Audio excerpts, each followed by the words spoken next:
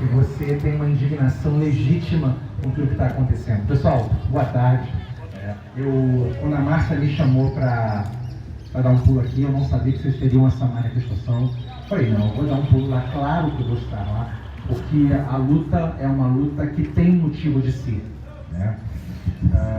Deixa eu começar dizendo para vocês em que pé estão as ações que a gente tem tomado na Assembleia Legislativa, o nosso gabinete tem tomado. Primeiro, o projeto de lei que proíbe qualquer tipo de discriminação, qualquer tipo de ônus proibição, tá? Que é um projeto de minha autoria que foi colocado em dezembro de 2020, ele foi trancado na CCJ, recebeu parecer negativo do Pepe Vargas, eu articulei com os integrantes da CCJ, nós já temos os votos para derrubar o parecer do Pepe Vargas, e quando foi votado um projeto parecido, mas que não cria essa proibição, que a gente quer a proibição de passaporte sanitário, eles viram que perderam, então manobraram e jogaram para fevereiro a votação.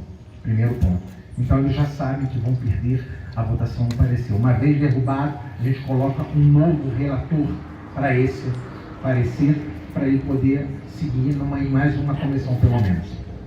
Segundo,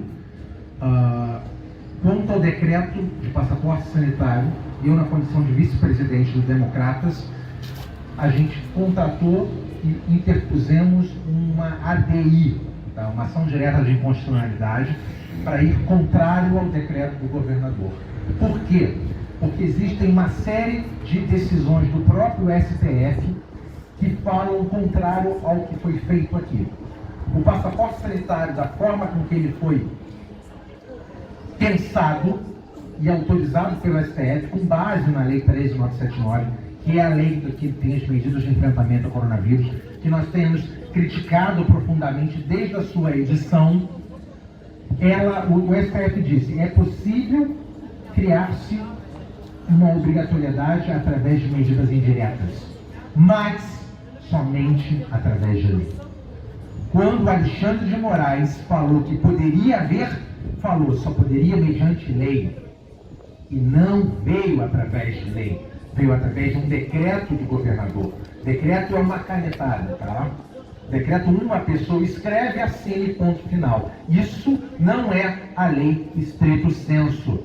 Não passa pelos representantes do povo, que são os deputados. E é por isso que não pode restringir direitos fundamentais.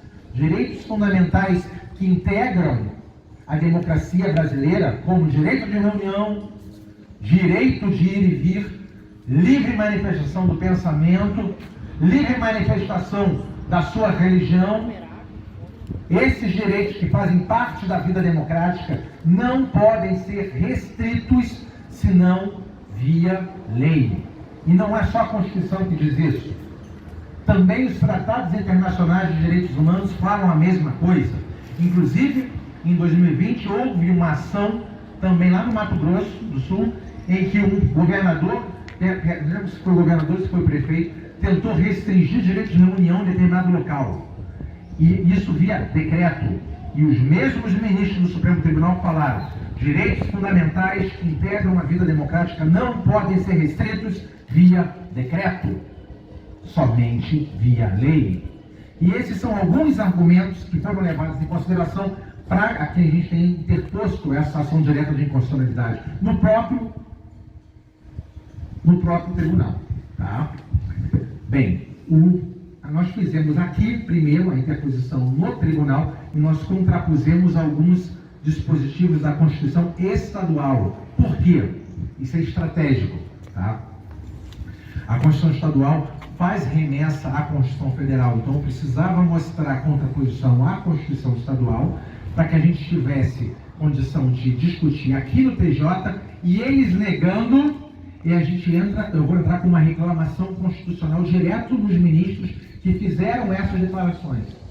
Agora, a gente sabe que as decisões têm sido casuísticas, às vezes eles dizem algo e depois contradizem aquilo mesmo que eles disseram. Nós não estamos vivendo em um momento de normalidade democrática. Isso tem que ficar muito claro para todo mundo.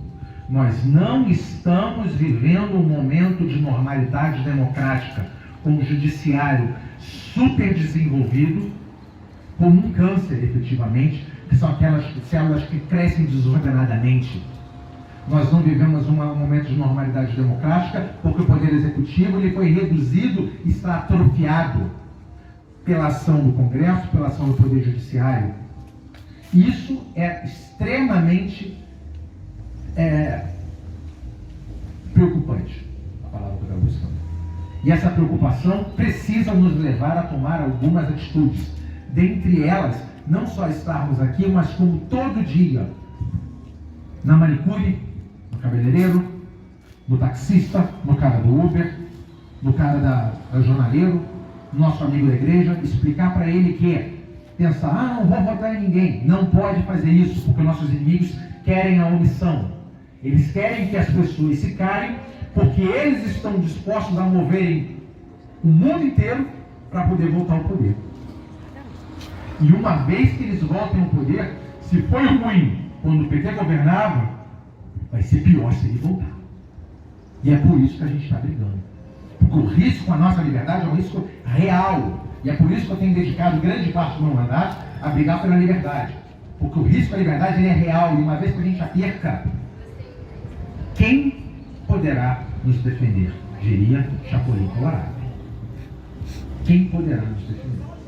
Uma vez que o Poder Judiciário tem agido contra nós, quem poderá nos defender? Isso é muito sério. Muito sério. Hoje a gente briga, a gente mostra os riscos de um experimento. Mas ninguém está falando que o cara não pode se vacinar. Ninguém falou isso. A gente está defendendo que as pessoas não sejam punidas, excluídas, sofram apartheid sanitário. A gente está defendendo que ninguém seja condenado por ter receios de algo que é experimental. É óbvio isso. A gente está fazendo isso porque a gente se preocupa com os pequenos, porque a gente não sabe o que vai acontecer com eles. Isso se chama liberdade. Que eu tenha respeitado aquilo em que eu acredito, sem transgredir o meu próximo. E eles tentam dizer que a gente é negacionista. Não. Ninguém é negacionista aqui. A gente está dizendo que a gente quer liberdade. Liberdade é muito caro. Demorou muito para a gente conquistar. Foram séculos.